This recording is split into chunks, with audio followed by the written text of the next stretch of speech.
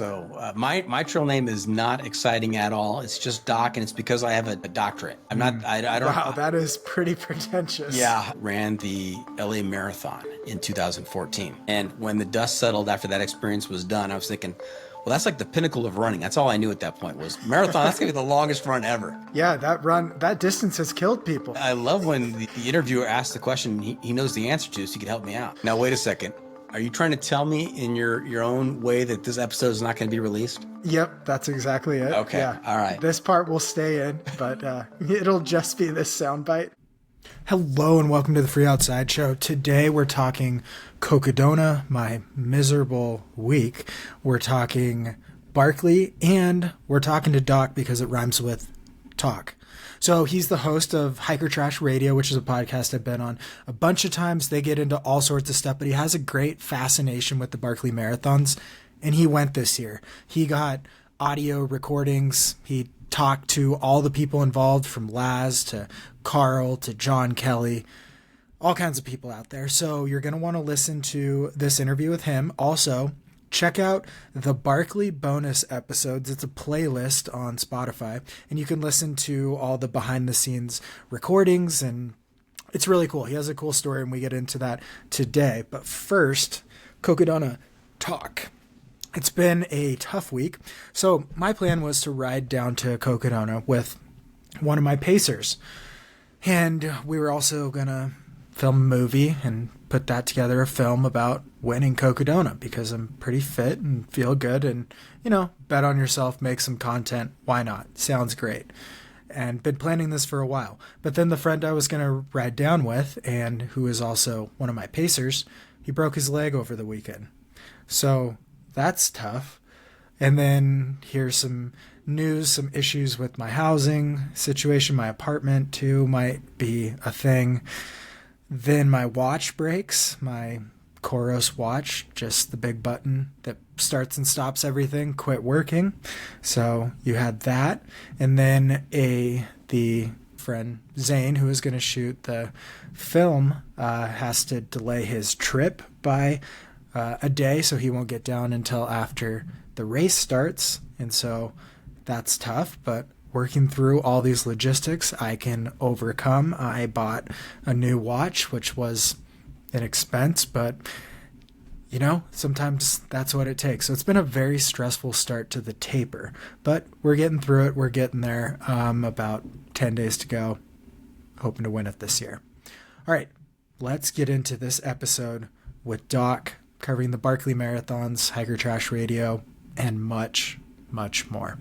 On today's episode of the Free Outside podcast, we are joined by Doc, who is the host of the Hiker Trash Radio podcast. So you have a big announcement, I hear. Big announcement. Wow, put me right on the spot out of the gate. I'm just kidding, you don't. But that is the scariest question when there is no announcement. But I wanted to start with, you were just at a pretty special event, and one that you've been really into for a long time. What was this event, and how did you initially hear about this event? So I'm hoping that most of your listeners have heard of this event. It is the Barkley Marathons, and I assume that if they're listening to Jeff Garmeyer, then they are familiar with that event. It is a 100-mile ultra marathon out in the backwoods of Tennessee, and I kind of fell in love with this concept and this race. I went down the rabbit hole when I saw the documentary, The Race That Eats Its Young, about 10 years ago. And then you just continued to, so at some point you started your podcast, but you kept having on guests that had been to it too. Like there was a through line trying to get closer and closer, right? I don't know if it was trying to get closer and closer. It was just kind of feeding my appetite for the Barkley. I figured, hey, why don't I use what clout I have, what little clout I have as a podcast host of an adventure podcast, and reach out and see if I can land some of these people that have run or maybe even finished the Barkley and just kind of pick their brains and live vicariously through them. Yeah, and the podcast has been interesting because you'd have on all thru-hikers and then Barkley Marathons people pretty much back in the day. That's right. That's right. And it's kind of expanded now to other things that Laz Lake has put together, like the Backyard Ultra. I've had a lot of Backyard Ultra runners on, and I've even gotten some feedback from listeners like, hey, I thought this was like a hiking podcast. What are we doing talking to ultra runners and Barkley Marathon competitors? Yeah, totally. How do you even ask your hiking poll and your questions related to thru-hiking to these runners? I've got to make some adjustments, kind of maybe adjust the questions or pull from a different list of questions to try and just have fun with them and maybe get a glimpse into their personalities. Okay, we don't want to give away any secrets on how to start a podcast because it's already a hard enough landscape for me and you. So let's dive right into the Barkley Marathons. And you actually got to cover them this year. How did that all happen? I mean, they're secret. We're not even supposed to talk about them. I think this month only. That's right. After April is over, we need to put a kibosh on it and go into total radio silence on that. No, I had a guest on, oddly enough, who had covered the Barkleys. And when we were off air, I said, man, how in the world does somebody get to do something like this? And he gave me some tips and tricks and advice, and I followed that up. And then lo and behold, out of seemingly nowhere in January, I got this email letting me know that I was an invited member of the media for this year's race. Wow. And you framed that letter? It's right back over here over my left. No, not yet, but I should get it at least laminated. Yeah. And so with never having been to that event before and you hear you're going, what do you do? Because there's so little information on this. How are you going to maximize your time at this event, this bucket list item? Well, to start off, you open that email and you're like, oh my gosh, I've made it. I've done it. I'm going to be at the Barkley, this thing that I've been obsessed with for at least 10 years. And I'm telling family and friends, and some family who know my obsession are like really excited for me. Others are like, okay, what is that all about? And then as I get closer to the event, the excitement wears off and the panic starts to set in. Because exactly, what am I going to do? What is my plan of attack? What are my ideas for interviews? Who do I interview? What do I ask them? What kind of product am I going to put out after the Barkley that's going to be engaging and show that I belonged at the Barkley Marathons? Yeah. And where even is it? Where's the campground that you're going to? All these things you don't know. Exactly. And that came into play because I was told that a particular campsite, it wasn't even named. So it just said the campsite has been booked. The entire campsite has been booked for 5 days, starting on Monday. Well, I arrived into town on Sunday because I didn't want to miss a moment of anything. And I didn't know where I was going to sleep that night. So I thought I did my research and I booked a campsite in the Flat Fork campground. And I get up the next morning after setting up my tent in the dark and everything, get up the next morning expecting to see participants, organizers, a whole host of people getting ready for the race. And there's nobody around. I'm drinking my coffee and I'm thinking, am I in the wrong place? And I was in the wrong place. I had to go searching, get in the car and go searching. And I found where it was. So I had to, in a panic, go back, scrap the tents, throw it in the back of the car and get to the new site. Was it like the true panic, like you missed the race or something too? Like you were missing moments of this thing? Well, I knew the start date and we were still before the start date. So I didn't have that sinking feeling that I had missed the blowing of the conch and the lighting of the cigarette, but I wanted to make sure I gave myself as much time on site to soak it all in, talk to the people I needed to talk to, and just experience it all. That's interesting because the year I did it, the guy behind me running up the first climb, he all of a sudden said, do you know what your bib number is? And it was like, yeah, it's right here. And he was like, I forgot my bib number. And he had to turn around and run back to the campground. Talk about a sinking feeling of just missing the start and doing it wrong. Well, it's not that he forgot what his number was. He actually forgot his bib back in camp. Yep. So he didn't know which page to tear out. If you don't have your bib, you're done, man. Yeah, he has 14 books to tear pages out of, and he didn't know which page to tear out of any of them. Now, this is great because here I am, a member of the invited media. I'm going to get a business card with that on it and pass it out to people. Member of invited media? That's right. Yeah. Member of the invited media for the Barkley Marathons. And I'm talking to a past participant in the Barkley Marathons. What year did you participate? 2021, it was a little different because we could have very few. There was still the walls up on different countries coming to the US because, not current day things, but because of COVID back then it was. So, but it was a field with like 3 veterans maybe and mostly virgins. So it was very unique. But not unlike this year, there were no finishers and no one even close either. Yeah, this year, I think by my estimation, it was probably a 3-to-1 ratio of newbies to veterans. And one of the questions that I'd like to ask the newbies, is what was your expectation going in? What are your expectations going into the race? This is the day before. They've checked in, they've looked at the map, and, what are your expectations? I would have asked that question of you if I was there in 2021. What would you have said leading up to the race? Wow. My expectations were to get through a really clean first loop and then go from there. But that didn't happen from the beginning for anyone. But yeah, let's jump right into that. So you get there, setting up, people are starting to come in. Are you mingling? What are you witnessing? Because my experience was complete nerves myself of like, am I doing anything right? I don't even know what to do. Is this the yellow gate? I should probably practice touching it. Yeah. Well, the first thing I had to do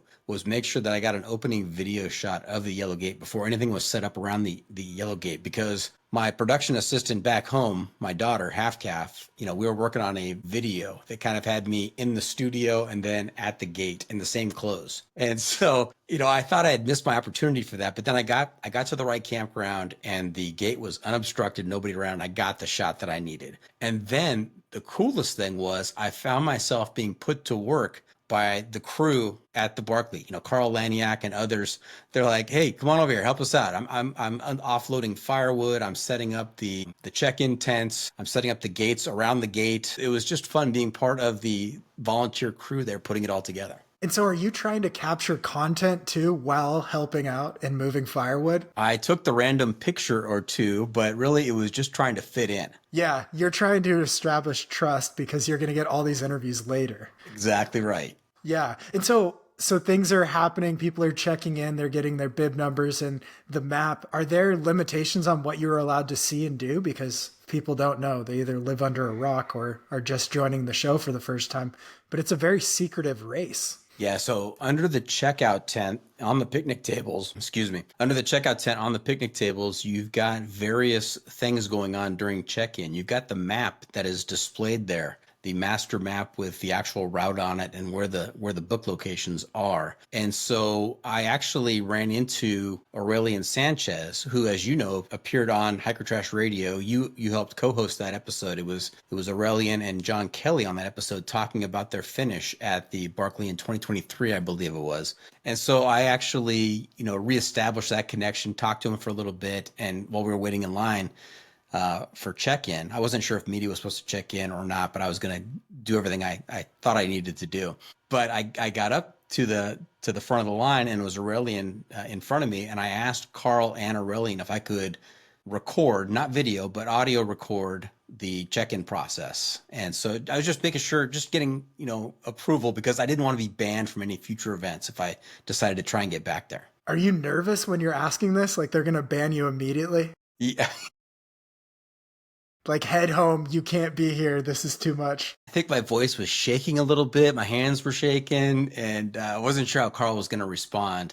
And Carl just asked Aurelian, is this okay with you? And Aurelian says, oh yeah. And so everybody was fine. replay the whole conversation. So Aurelian, you know him, but he might not remember you. You got to re-explain who you are, and then you got to ask Carl if you can record his secret race. What's the dialogue here? Yeah, it was a lot of stuttering going on. But we were able to communicate and get the basic question across, and everybody was fine. Yeah. And so then this launches a campaign of endless recording. Did you have an idea of what you wanted to record and ask people ahead of time? Or was it just, I'm going with the flow, I'm improv now? This is where the panic comes from, because the 2 months or so leading up to the race, I'm thinking, okay, I've got time to come up with a concept. I've got time to come up with kind of an outline of what I want to do, who I want to talk to, what kinds of questions I want to ask. And then, it was one of those things where you just keep putting it off, because it's, I've got a couple more weeks. I've got another week. This is not going to take that much time to put together. And I actually didn't stumble across the concept until I was on the plane on my way to Tennessee. No way. Yeah.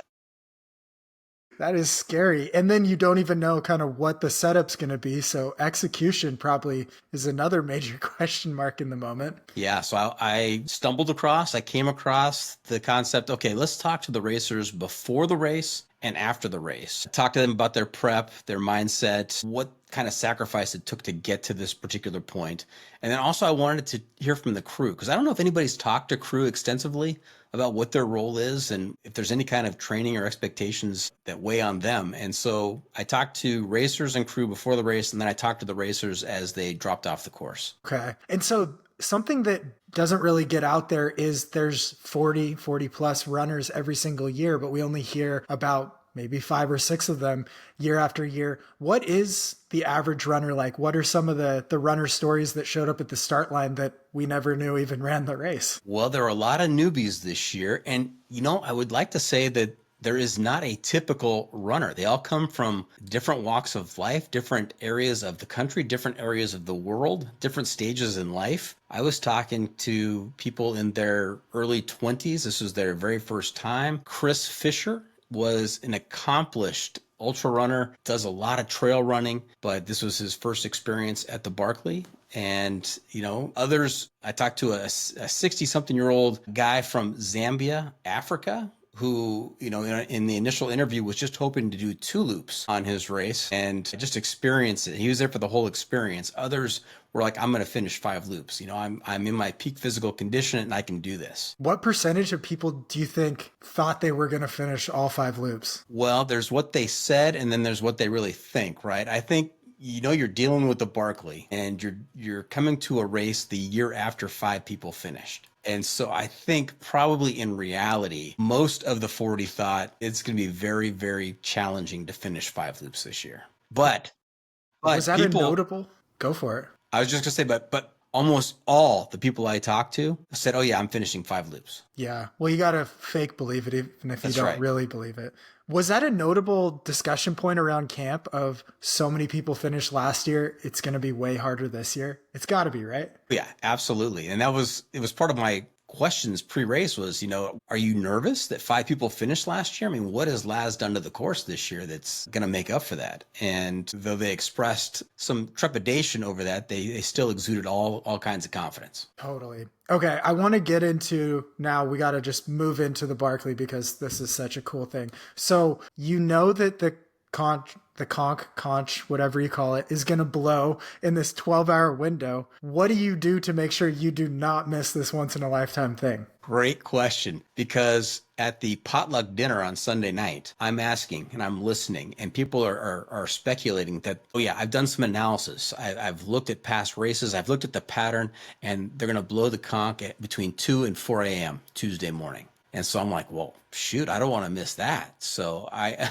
immediately left the potluck and went back to my tent and set an alarm and went to sleep from like 6 to, I think, 1. I chanced it. I waited until 1 just because it was so nice and warm in my tent and it was so cold outside. And I headed back up to the main campsite by the yellow gate and proceeded to wait with some other folks to see what was going to happen with the conch. Are these runners or crew or who's waiting? So race organizers, Carl's there, Laz is there, Keith Dunn is there, and then there's a few other media people, and then there's a lot, maybe 10, 15 crew members who have been told by their racers, do not come back until that horn has been blown and you're going to wake me up because I don't want to miss it. Yeah, and then you just wait there. You wait there for hours. I sat around the campfire. I brought my own ultralight chair and I sat outside the circle around the campfire. And then I kind of slowly worked my way inside as the hours passed. And I actually got to sit next to Laz for like an hour. It was incredible. Were you just like sneaking up every few minutes? You'd kind of lean forward and scooch forward? I would scooch like 2 inches every 10 minutes. And so, I was almost inside the fire by the time the horn was blown. Yeah. And then, so there was some news that there was a false alarm or some trouble blowing the apparatus, since I don't know how to say even the word, but lead us into the blowing of this and the start of the festivities. So going into the race, I always thought it was conch, but everybody at the race pronounced it conch. So I'm going with conch. I mean, if that's what they're saying, I'm going to say it. I don't want to tick anybody off. You're an insider. You're in the family now. I am really on the inside now. So I got to the campfire at 1:30 a.m. because I didn't want to miss anything. they didn't blow the horn. Carl Laniak didn't blow the horn until 10:37 a.m. So 9 hours later, he blows the Wow. horn. But it was funny because at the campfire, as the evening progressed, any little movement by Laz or Carl, and people all of a sudden would sit up, they'd pay attention, like, where are they going? Are they going to get the shell? Are they getting the conch? What's going on here? And then it would be a false alarm. Everybody kind of settled back down again. As the sun rose and everybody began to stir from their tents, I don't know how much sleep the actual runners got, if they were just kind of tossing and turning, waiting for something, or if they got any decent sleep. Everybody got out of the tents. They became crowded again at the check-in tent, and then we saw Carl make his move. So what happens first is they bring out the case of watches that they're going to distribute to the runners, because it's a very special watch that has no GPS capability whatsoever. The lowest tech possible, that has a counter on it so that the runners can measure where they are in terms of how much time they have left on the course. Yeah, they're set to race time, so it's like midnight when the race starts. My watch was a pocket watch. It was pretty much useless. I heard about the pocket watch year. Yes, there was much discussion about that year. So the watch box comes out, and then okay, it's going to happen. It's coming up soon. And Carl got the shell. Contrary to popular belief, this was his second year in a row blowing the conch. Last year, it was in the middle of the night when the conch was blown, and I think everybody assumed it was Laz, but it was Carl. So this is his second time. And yeah, who was telling me that the blowing of the conch is not a natural type activity? It doesn't lend itself to being blown. And so it takes a little bit of work. Carl got a few, little noises to pop out of that thing before he settled in and gave it a big blow. Wow, that is quite a soundbite we have there regarding a conch shell. So now runners know they have an hour. Does it become just a madhouse around the campground? People running everywhere? Or everybody is on their way back to the tent. Racers, crew, they're going through their stuff. They're making sure. Although I think that a number of racers already had their stuff packed and ready to go. I think they kind of tossed and turned during the night. And then when they got up in the morning and realized still the conch had not been blown, I think they went over their stuff again. But yeah, there was a flurry of activity, and then kind of settled down, and then people started to assemble near the gate with about 10 minutes to go. Yeah, and then Laz gives a speech. Did that happen this year? Yes, he said that if you push the button, no one will come, and it's time to make peace with your God. I think were the two memorable phrases from this year's race. Wow, and then you got to see the iconic lighting of the cigarette. Is that still Laz does that? That is still Laz. That's correct, yes. Is Carl a smoker? Do we know this? Will he be able to carry forward this? So at the check-in tent, when Aurelian was checking in, he brought a pack of Camels, and he tried to give it to Carl. And Carl said, "Oh, no, that's for Laz," and he put it in the trophy. So I'm assuming that maybe Carl does not smoke. Okay, this is going to be an interesting transition. Would you smoke if it meant you could start the Barkley Marathon? Heck yeah. I would. That's not even there's no pause there. Heck yeah. I take a deep drag and cough it all out, but I got to start the race. Wow. All right. We'll let Carl know that if he needs a sub for smoking cigarettes, he's got you. I'm your man. I'll be your Huckleberry. So the race starts and then everyone leaves. And then what do you do with your time while people are out doing what turned out to be about a 10+ hour loop? So on Monday, the day before the race started, I talked to about half of the field. I talked to about 20 of the 40 runners. And my plan was, after taking a quick nap, because I had been up all night, I would come back and I would talk to crew, see how many of the crew would want to give me a little bit of their time to talk about, what their history was in terms of crewing, running with their particular runner this year. What are their responsibilities before the race, during the race, when the runner comes in during the loops, after a loop. And so after my nap, I came out of my tent and I was looking for crew members to talk to. And all the runners, every runner I talked to, every runner I asked, it's like, yeah, let's talk. But it was surprising to me that a lot of the crew members were kind of hesitant to be recorded. So, I mean, I don't know if that they kind of saw themselves as kind of in the background and didn't want to take any spotlight or did not want to put themselves out there like that. But I did end up talking to like 15 or so crew members and had some really good interviews. How does it go when there's just some random people standing by a car? Do you just walk over, your mic in hand pointed right at them, and just butt on in and ask if you can record them? I don't point the mic at them, but I will walk up, I will stand appropriately. I won't interrupt or anything, and I'll wait for a break in the conversation or for them to look at me like, who are you and what can we do for you? And then I'll introduce myself. I say, hey, I'm Doc from Hiker Trash Radio, and I'm doing some interviews here. I'd love to talk and get the crew's perspective. Yeah, you just stand there and look impatient until they invite you into the conversation. Tap my foot, roll my eyes. until they get the Yeah. message. Yeah. What are you looking to get from the crew? Because how much do they even know about what's going on? So, is this your first time at the Barkley? Have you crewed in the past? Have you worked with this particular runner in the past? And there was a couple of crew members who had some interesting relationships with the runner. One was a mother-daughter combination where the daughter was the crew member. And I wondered how that dynamic played out. And another was a boyfriend, girlfriend kind of a thing. And how does that dynamic work? And Yeah, that is fascinating to choose your one crew member. So it sounds like, I don't know, 4 or 5 hours in, you start getting the first people coming back. What is that like? Are you just seeing failure? So I don't know that I saw anybody come back in 4 or 5 hours. Most of the Okay. people who did not finish loop one came in, the ones that I saw anyway, they came in like 24, 27 hours later, just destroyed.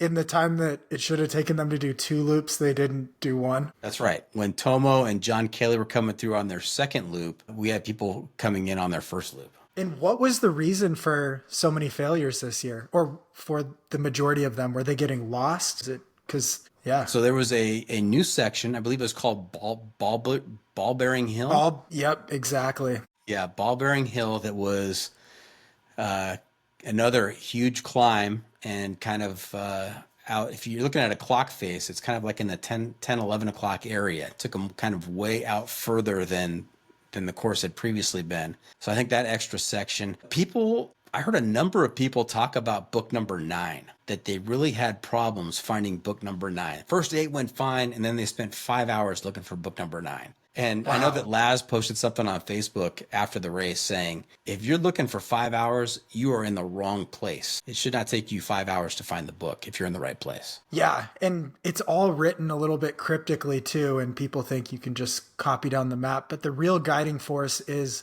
the sheet that's mostly riddles that guide people to the books. And they're meant to take you an extra 10 to 30 minutes, but not 5 hours extra. One of my big regrets, Jeff, is that as I was standing there at the check-in table and the map was there, there was also a pile of those descriptions, those clues. And I didn't ask anybody, and I didn't dare take one. And now I wish I had. I wish I had at least asked somebody, hey, as a member of the media, can I have one of these? Just to know, kind of get a sense of what's going on out there. Yeah, but then you might not have been invited back again. That's right. That's why I didn't dare do it.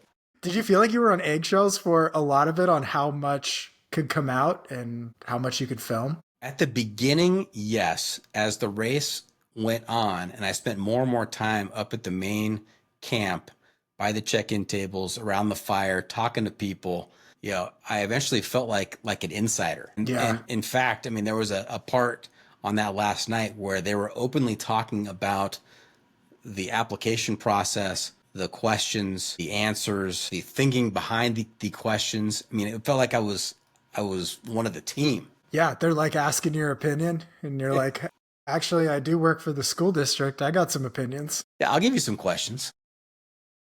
Yeah, I'll have them in your inbox by next week. And so as people are coming in, what is the mood around camp? Are people recognizing pretty early that we're going to have no finishers? Because from afar, it looked like at the end of loop 2, there was pretty much no chance. Yeah, I think with the time it took for loop 1 with Tomo and John and the 2 Frenchmen. Actually, yeah, Maxime and Sebastian.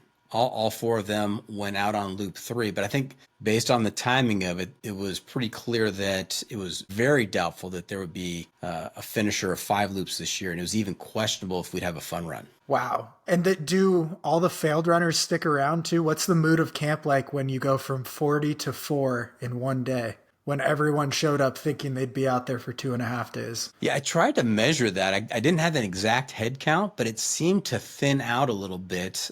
There were some racers that I know that I talked to before the race that I never saw them again at any point. And so I don't know if they needed medical attention or what the deal was, but it seems that they may have left. But I think the majority of people stuck around even after they dropped out of the race just to see how it was going to play out. Okay. And then, so you've got 4 that start loop 3, and then I think one of them dropped, and then you have like 3 still out there. What is it like counting down to the possibility of a fun run? Is the tension high in camp? What's going on? So again, because of the timing of everything, a successful loop 3 heading out to loop 4 would take place at 11:37 p.m.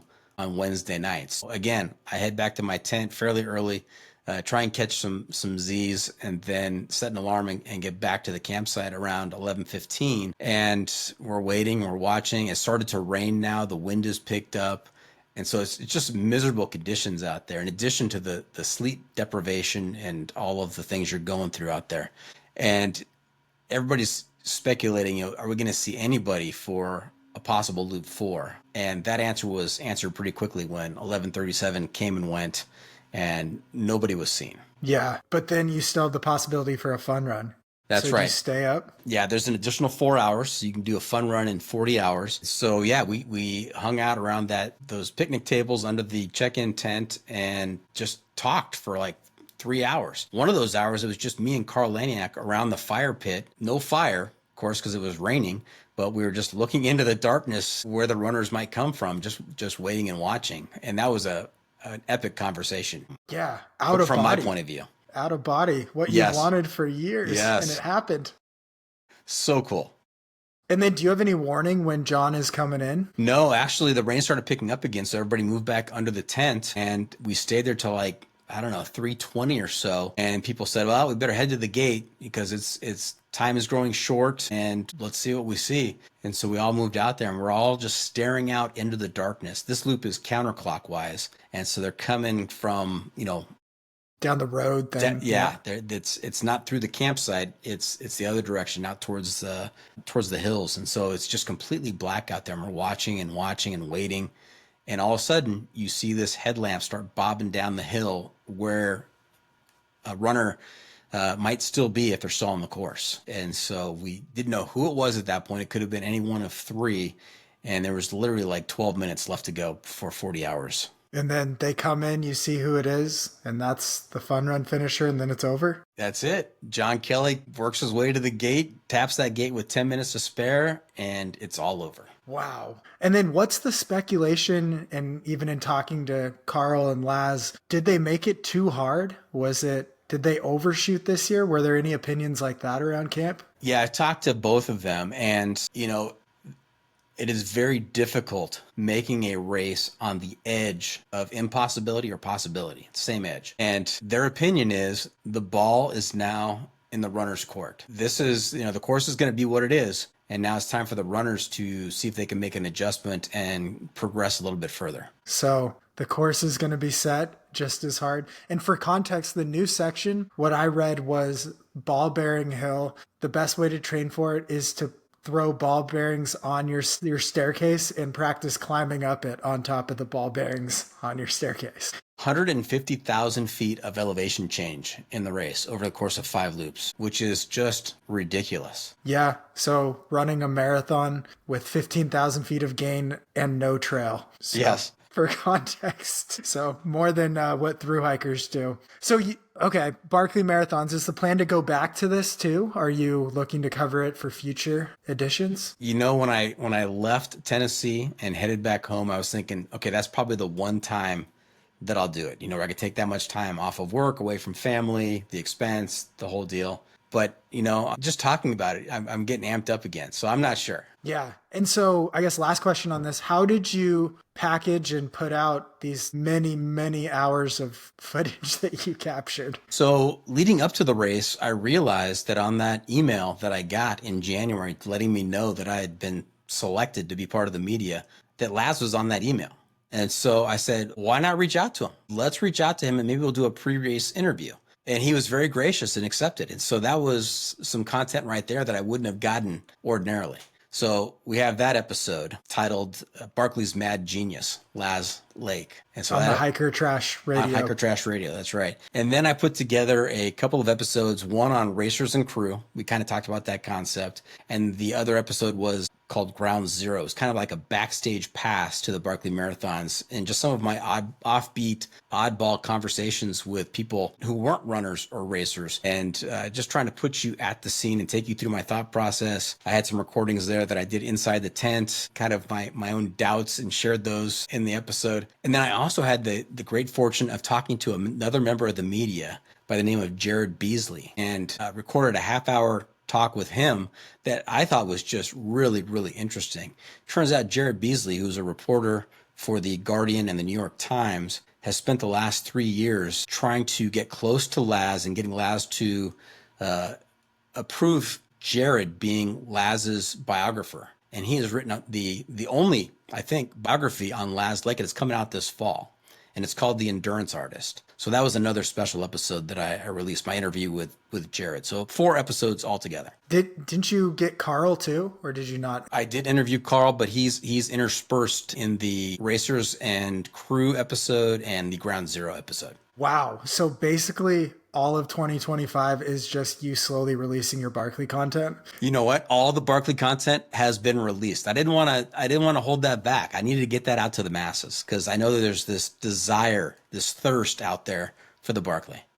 Yeah, it's this and thing. It's still April. I'm able to release stuff in April. Yeah, I mean, it's like you get 1 month after it, and then you have to pretend like it doesn't exist for the next 11 months. First rule of the Barkley is we don't talk about the Barkley. Yeah. Did you have to keep it secret that you were going to it from a number of people? Yes. Even when I told my family members, I said, hey, I'm going to the Barkley. They're like, oh, when is it? I'm like, I can't tell you. They're like, when are you going to be gone? And you're like, I can't tell you. You'll wake up one morning and I won't be here. Yeah. So do you feel like having the podcast for, I think, has it been 4, 5, 6, 10, 20 years? How long has the podcast been going? So we are, 4.5 years in, and we're currently in season number 9. And so you've had over 400 guests. Do you think all those interviews paved the way so you were ready for when it actually mattered and it was your one opportunity? I think so. I think that's an excellent way of looking at it. Everything that has happened prior to this point has prepared me for this point. Yeah, this is your breakout season. Has it just exploded with all this new insider information? I'm still waiting for CNN to call, but yeah. But you have a Guardian connection. I do. That I do. Yeah. So yeah, and I want to move into the hiker trash and interviewing side.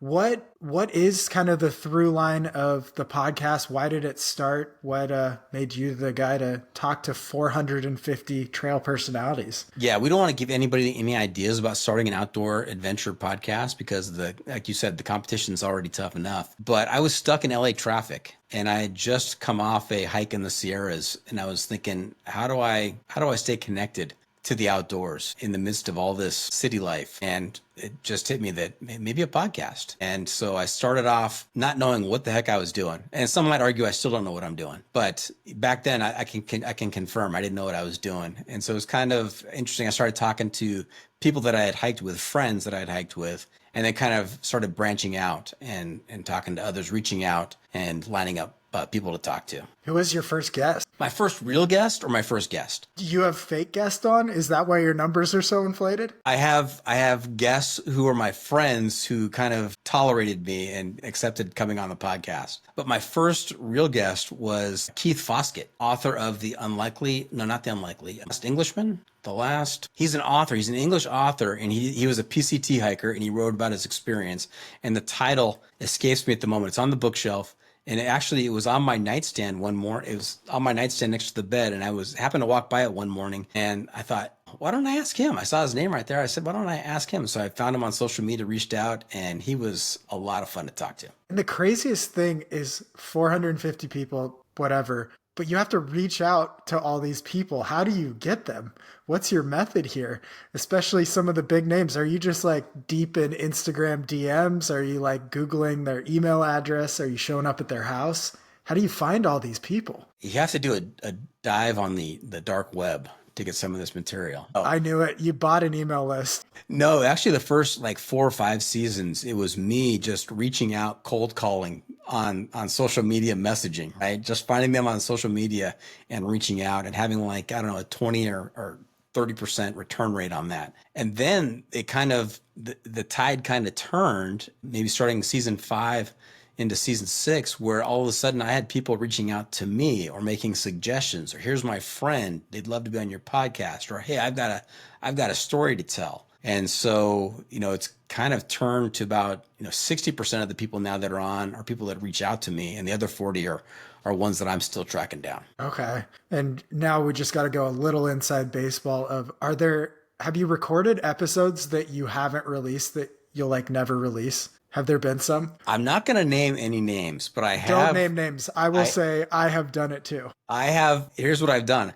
I have recorded some clunkers. And during the interview, I knew it was a clunker. I'm like, oh gosh, this is painful. But I felt an obligation. To the guest, right? And so even though I knew it was a clunker, I still released it. And you know what? If you go back through the back catalog and you listen from season 1, episode 1, I have a few people that have told me, I've listened to all of them. And I'm like, well, thank you very much, and I apologize.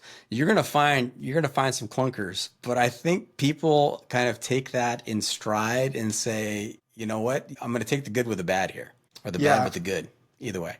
There's 2 that I've recorded that have not put out, but I'm only rounding into 100 episodes, so I'm a little bit behind. Now, wait a second. Are you trying to tell me in your own way that this episode is not going to be released? Yep, that's exactly it. Okay, yeah. All right. This part will stay in, but it'll just be this soundbite. So how did Doc get into backpacking in the outdoors? Notice how we're moving sequentially the opposite of sequence. Yeah, pretty soon we're going to be in my grade school years. That's where we're headed. So when I grew up, we would go water skiing at the lake one week every summer. And that was really the extent of my outside experience. I grew up playing baseball, reading books, doing well in school, that kind of stuff. And then really I have to credit it to my 14-year-old daughter at the time. She decided to take cross country when she entered high school. And so stick with me here. This is kind of a roundabout story, but we'll get there. So I would take her to cross country practice and I'd say, well, gosh, I feel like I should be running too. And so I didn't run with a team or anything or with her, but when I waited for her to finish, I would go run. And so I got into running in 2010 and eventually ran the LA Marathon in 2014. And when the dust settled after that experience was done, I was thinking, well, that's like the pinnacle of running. That's all I knew at that point was marathon. That's going to be the longest run ever. Yeah, that distance has killed people. The first guy couldn't even make it. That's right. And so my friend and I at work were wondering, okay, what do we do next? Because we've done the marathon. We have done all we can do in running. What is the next adventure? Endurance. That's right. Conquered endurance. That's right. We're at the pinnacle. And he suggested doing a backpacking trip, something on the Muir Trail. And so we planned we couldn't get 3 weeks off, but we decided to do half of the Muir Trail in the summer of 2015. Hold on. It only takes 3 days to do the Muir Trail. If you are an endurance artist by the name of Jeff Garmire, that's correct. 72 hours. 3 weeks, yeah. That's right. For the rest of us mortals, though, it takes a little bit longer. So the Muir Trail was literally your first backpacking trip? Just took the new stuff out there and went camping? That's right. We tested the equipment and the stove and stuff, the tents, one night at the KOA in Acton. Just an overnighter. And then we went for the whole thing out there in the Sierras. Yeah, you went from your house to the KOA to the High Sierra. It's a quick learning curve. Wow. And then you were hooked immediately, and that led to backpacking because it's such an incredible process of go from Acton KOA through hiking the Muir Trail or section hiking, and then now you're interviewing 450 through hikers. Yeah, there's lots of type 2 fun that 2015 summer in the Sierras, but the mind is a funny thing. You forget the bad times and all you remember is the beauty and the fun and the great things out there. And so again, just trying to find a way to stay connected, plan a summer backpacking trip every summer. But by having the podcast, I feel like I'm always connected out there. And not just the Sierras, but I'm connected to trails and people all over the world. Yeah, big time. Yeah, it's so unique. You get to talk to people who've done all the things that you haven't done yet. Does your bucket list just keep growing the more people you talk to? Well, I'm getting up there in age. I'm not sure how big the bucket list can get. The bucket list is bigger than the bucket at this point? Almost, yes. Is the saying go, you just finish the list and then you kick the bucket? Is that kind of how it goes? Well, if that's how it goes, I'm gonna make sure the list keeps growing then. Yeah, make it real long. Yeah. So did you ever finish the John Muir Trail? Because I know that became your original podcast name. So just fitting the pieces together here of how this all came about, the origin story of Hiker Trash Radio. Yeah, so I did finish the John Muir Trail. We did it in a few summers. We section hiked the John Muir Trail. The original plan was to do it in 2 summers, but we ran into some weather that a lot of thru hikers would laugh at and just carry on through. Us being almost newbies decided that discretion was the better part of valor, and we saved it for the following summer. It was a light breeze going through the Sierra. It was a light breeze, and it dipped into the 50s. So, yeah. Oh. Yeah, I mean, for LA weather, that's about it. Yeah, what is some of the type 2 fun you guys had starting out? Well, it's funny, the first day, people talk about the first day. You feel like you're ready. You've done a lot of training. You're ready to go out there. And then you slam on that backpack and you head out in the heat of the day, and it's just absolutely miserable. So first day always seems to be an issue. And then some of the other type 2 fun we've had, we had a buddy with us by the name of Skids who got his trail name because he had altitude sickness and his stomach got really upset as a result. And he was trapped on a section of the trail with no cover and was kind of hiding behind this lone tree that was like 20 feet down the trail, 20 feet down from the trail on the side of a hill, side of a mountain. And all of a sudden, a mother and her son started walking up the trail. And so I had stayed back with him, and he kind of composed himself, came back up until the mother and son passed. Just so happened they stopped about, 20 feet past us and decided to rest for 5 or 10 minutes. All the while he's in agony. And then they finally left, and then he went back down to the tree. Always a good bathroom story in there somewhere. Yeah, no, I think you're known for getting those bathroom stories out of people as well. And then, of course, there's a story of when Chopper earned his trail name when he had to be evacuated out of Sequoia on Mineral King Loop because he was stuck between 2 high passes and had altitude sickness. It's a no-win situation. No. Wow. Yeah, how did you get your trail name? And did you give all these trail names? It seems like I've heard you give trail names even in the middle of episodes to people. I have a knack for giving trail names. So my trail name is not exciting at all. It's just Doc, and it's because I have a doctorate. I don't. Wow, that is pretty pretentious. Yeah. The Chopper and Buddy on that first trip just called me Doc, and I decided to go with it. Wow. Yeah, where's the doctorate from? UCLA. Knew it. Yeah, definitely. They'll let you know. Yeah, I have more education than you. I will let you know with my trail name. Yeah, so let's get into trail names. Everyone loves hearing about them. What are some of the funniest ones that you've heard or had on the podcast? I heard about a guy named Poop Hands. That's a tough one. He would always introduce himself while he was shaking hands with somebody. Like, hey, how you doing? What's your trail name? And he'd be shaking hands with him and say, hey, Poop Hands. And they would look at their hands like, okay, I've got to go wash now. Yeah, that is tough. We named someone Two-Pack, but he had 2 packs. Like he had a little day pack hanging off his regular pack. So we went with Tupac, but spelled Two-Pack. It was pretty funny. He was from New Zealand and actually didn't get it, but I thought it was a good one. That is a good one. Also talked to a guy with the trail name of Long Story. Wow. Not very talkative, huh? Well, people would ask him, what's your trail name? And he'd say, it's Long Story. And they're like, okay, well, I got time. Tell me, go ahead. Well, Long Story. That is tough. One of my friends, his trail name is Airborne, and people think it's because he was in the military, and it's just because he went airborne while glissading. John Schwartz, right? Yep. Yeah, that's a funny one, the Stolen Valor mix-up. That's tough to overcome. Yikes, watch out. Yeah. Any other good ones come to mind? God, we've talked about so many, but I'm having... Stinky Jesus was a good one I heard. Yeah. Desert Jesus. Desert Jesus, too. Desert Jesus is a good one. Yeah, that is Nick Fowler. Nick Fowler. Yeah. Yep. Yeah. Okay, now this portion of the show is where you convince the portion of the audience that doesn't thru-hike why thru-hiking is a magical experience. Because you've only heard people nostalgically draw on their thru-hiking experience over the last 4.5 years. I think it is very satisfying to have everything self-contained in a backpack on your back and be out in the middle of nowhere existing for days or weeks on end, being self-sufficient, just using your feet to travel incredible miles, it really demonstrates what the human body is capable of. And it's capable of so much more than we think it is. Yeah, well put. I mean, you were just at Barkley and saw that sometimes it's not capable of very much at the same time. That's right. That's right. We didn't even cover the funniest story at the Barkley. Let's cover it then. Okay.